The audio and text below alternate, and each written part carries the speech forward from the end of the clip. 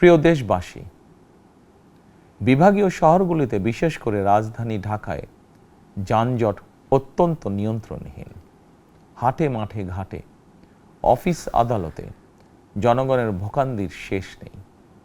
জনজীবনের নানা ক্ষেত্রে জনদুর্ভোগ লাঘব করা না গেলে জনমনে স্বস্তিও ফিরবে না। রাজধানীতে জনসংখ্যার চাপ কমাতে বিকল্প ব্যবস্থা গ্রহণ করা জরুরি হয়ে পড়েছে। মানুষ তার নিজ জেলায় কিংবা নিজের বাসা বাড়িতে থেকেও যাতে সহজভাবে সঠিক সময়ে অফিস আদালত ব্যবসা বাণিজ্য করতে পারেন, সেই লক্ষ্যকে সামনে রেখেই সারা দেশে রেল যোগাযোগ ব্যবস্থা ঢেলে সাজানোর উদ্যোগ নেওয়া হচ্ছে। এই পরিকল্পনার অংশ হিসাবে প্রথমেই রেল, নৌ, সড়ক এবং সেতু মন্ত্রণালয়ের কার্যক্রম পুনর্বিন্যাস ও সমন্বয় করা হচ্ছে।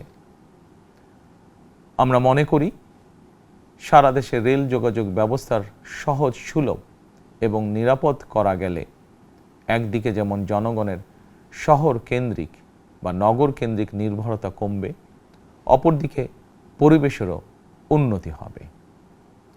প্রিয় দেশবাসী, আমাদের চারপাশে সমস্যার শেষ নেই, তবে সমস্যার পাশাপাশি সম্ভাবনাও কিন্তু কম নয়।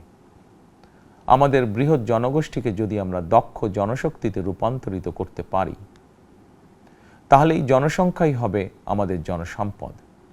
আমরা নিজেদেরকে দক্ষ করে গড়ে তুলতে পারলে শুধু বাংলাদেশই নয়, বিশ্ব বাজারও আমাদের জন্য উন্মুক্ত। তথ্য প্রযুক্তির সিঁড়ি বেয়ে বিশ্ব এখন কৃত্রিম বুদ্ধিমত্তার যুগে প্রবেশ করেছে।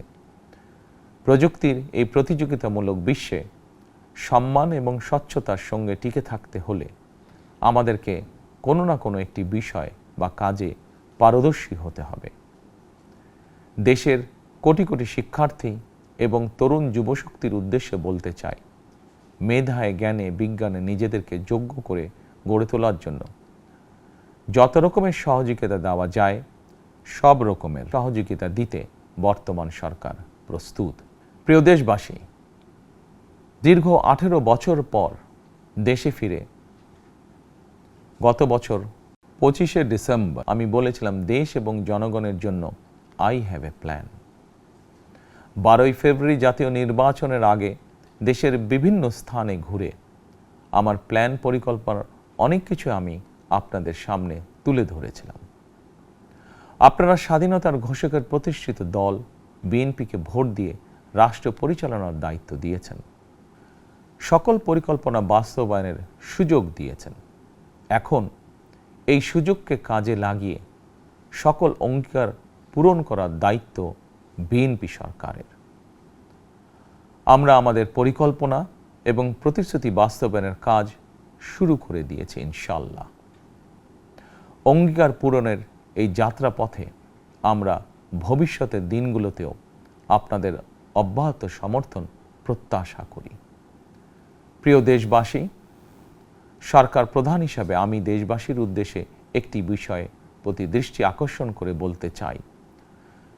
নবগঠিত সরকার গঠনের সুযোগ দিতে যারা বিএনপিকে ভোট দিয়েছেন কিংবা দেননি অথবা কাউকেই ভোট দেননি, এই সরকারের প্রতি আপনাদের সবার সমান অধিকার।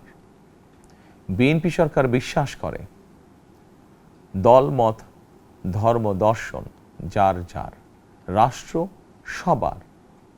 এই দেশে, এই রাষ্ট্রে একজন বাংলাদেশী হিসাবে আপনার, আমার, আমাদের প্রতিটি বাংলাদেশী নাগরিকের অধিকার সমান। প্রিয় দেশবাসী, আল্লাহ আমাদের সবাইকে নিরাপদ এবং সুস্থ রাখুন। আল্লাহ আমাদের সকলকে ইতিবাচক পরিকল্পনাগুলো বাস্তবায়নের তৌফিক দিন।